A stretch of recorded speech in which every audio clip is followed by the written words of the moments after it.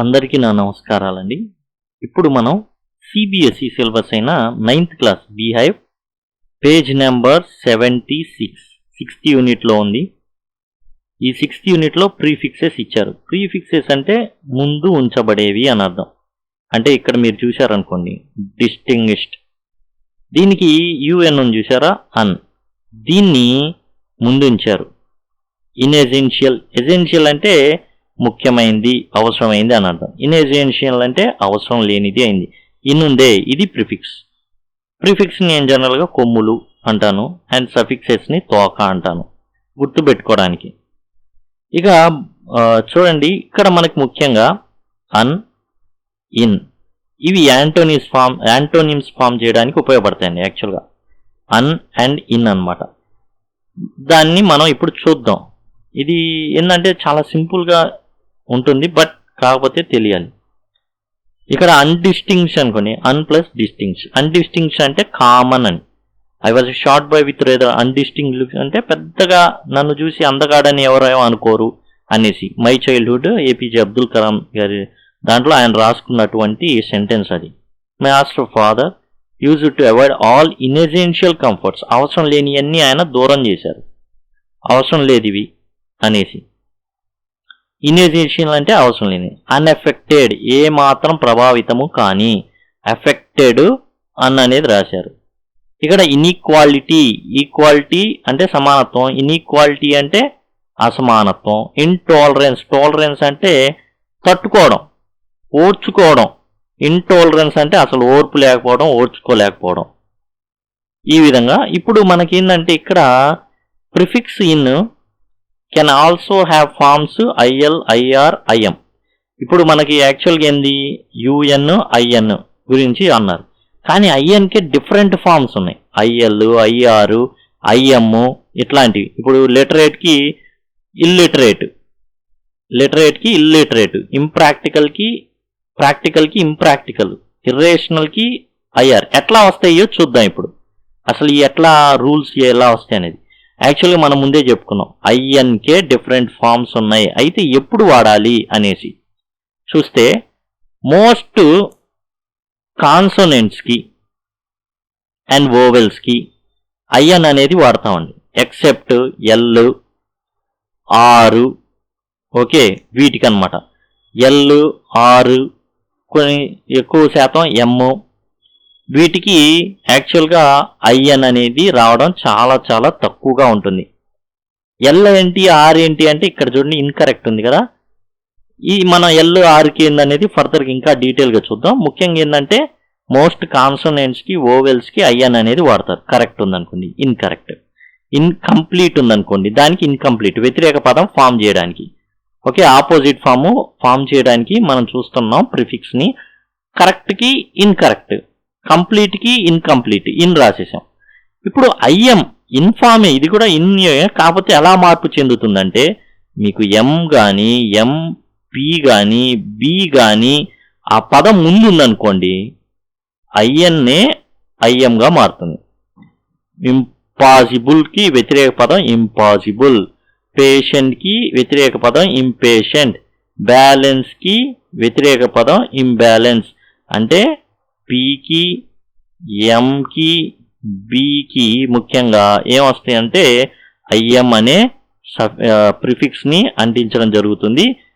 దేనికి, వ్యతిరేక పదాలని ఫామ్ చేయడానికి. ఇక R ఉందనుకోండి, IRగా రాసేస్తాం. Regular, irregular, responsible, irresponsible. అదే L కనబడింది అనుకోండి, ఇల్లు రాస్తాం. అంటే ఇవన్నీ IN ఫామ్లే, IN రూపాలు అనమాట. IMగా మారుతుంది ఎప్పుడు, MPB గనక మొదటి లెటర్గా గనక ఉంటే ఆ పదంలో. L, R ఎప్పుడు, L కానీ, L ఉందనుకోండి ముందు ఫస్ట్ లాజిక్, ఇల్లాజిక్. లాజిక్ అనే పదంలో L అనేది మొదటి అక్షరం, ఇల్ వచ్చేసింది. రేషనల్, R ఉంది, ఇర్రేషనల్ అవుతుంది, అట్లా అనమాట. లీగలు, ఇల్లీగలు, లాజికల్, ఇల్లాజికల్, అలా అండి. రెగ్యులర్ అనుకోండి, దానికి ఇర్రెగ్యులర్ వచ్చేస్తుంది. IN డిఫరెంట్ ఫార్మ్స్ అనమాట ఇవి. కొన్ని ఎక్సెప్షన్స్, దేంట్లో అయినా ప్రతి దాంట్లో ఎక్సెప్షన్స్ ఉంటాయి. ఎలా అంటే LY ఉందనుకోండి, యాడ్వర్బ్ అని ఖచ్చితంగా యాడ్వర్బ్ అనుకుంటాం. కానీ కొన్ని LYలు ఉన్నాయి, ఎలాంటి, లవ్లీ, ఇలాంటివి ఉన్నాయి. ఇవి యాడ్జెక్టివ్స్ అన్నమాట. కాబట్టి దయచేసి గమనించండి. ఇప్పుడు టెక్స్ట్ బుక్లో ఇచ్చినటువంటి ఏవైతే ఉన్నాయో ఇది చూద్దాం. Adequate అడిగారని. Inadequate, demanding, అన్డిమాండింగ్. Okay, adequate అంటే తగిన అని, ఇన్అడెక్వేట్ అంటే చాలా తగలే, అసలు అంటే సరిపోనటువంటి. అడెక్వేట్ అంటే సరిపోయేటటువంటిగా ఉండడం, ఇన్అడెక్వేట్ అంటే సరిపోకుండా ఉండడం. డిమాండింగ్ అంటే డిమాండ్ చేయడం, అన్డిమాండింగ్ పెద్దగా డిమాండ్ చేయండి. ఏంటంటే కొంతమందికి డిమాండింగ్ వైఫ్ ఉంటుంది, కొంతమందికి అన్డిమాండింగ్ వైఫ్ ఉంటుంది, అంటే పెద్దగా ఏం వాళ్ళు కోరుకోరు. ప్యాట్రియాటిక్, ప్యాట్రియాటిక్ అంటే దేశభక్తి కలిగిన, అన్పాట్రియాటిక్ అంటే దేశభక్తి లేని. లాజికల్, ఇల్లాజికల్ ఆల్రెడీ మనం డిస్కస్ చేసాం. Acceptable, unacceptable. యాక్సెప్టబుల్ అంటే యాక్సెప్ట్ చేయగలిగినటువంటి అని, అన్యాక్సెప్టబుల్ అంటే యాక్సెప్ట్ కానిది, యాక్సెప్ట్ చేయలేనటువంటి.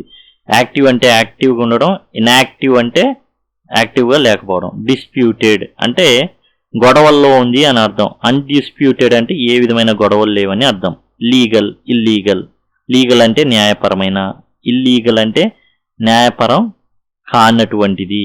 రెగ్యులర్ అంటే రెగ్యులర్గా, కంటిన్యూస్. ఇర్రెగ్యులర్ అంటే సరిగా రావట్లేదని, ఇర్రెగ్యులర్గా వస్తున్నాడంటే సరిగా రావట్లేదని, ఒక క్రమం లేదని. రెగ్యులర్ అంటే క్రమం కలిగిన అని. ట్రూ అంటే నిజము, అన్ట్రూ అంటే నిజం కానిది.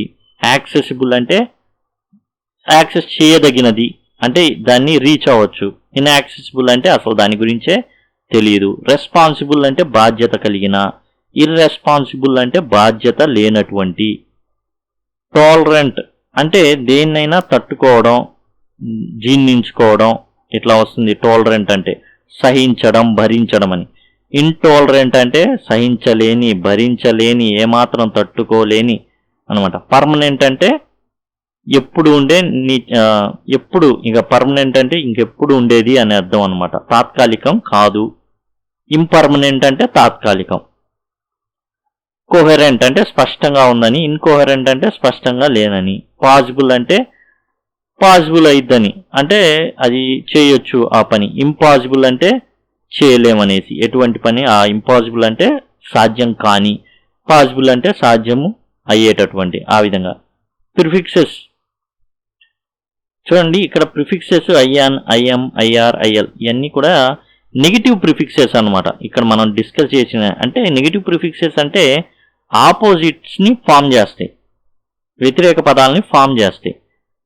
దాని అర్థాన్ని మార్చే, ఈ కనుక యాడ్ చేసామనుకోండి అర్థాన్ని మార్చేస్తాడు. ఇప్పుడు లీగల్ ఉంది, లీగల్కి ఐఎల్ తగిలిచ్చాం, ఇల్లీగల్ అవుతుంది.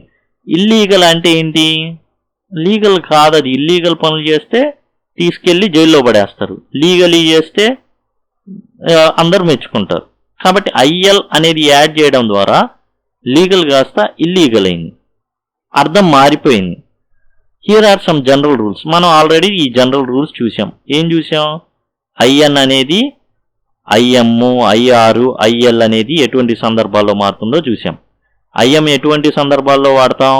ఐఎం వచ్చేసి ఎం కానీ, పి కానీ, బి కానీ, ఫస్ట్ ఆ పదంలో ఉండే మొదటి లెటర్ అయితే ఇవి వస్తాయి. ఆర్ ఉంటే ఐఆర్ వస్తుంది, అండ్ ఎల్ ఉంటే ఐఎల్ వస్తుంది. ఈ విధంగా వ్యతిరేక పదాలని ఫామ్ చేయడానికి ఉపయోగించేటటువంటి ప్రిఫిక్స్ల గురించి మనం చూడడం అనేది జరిగింది.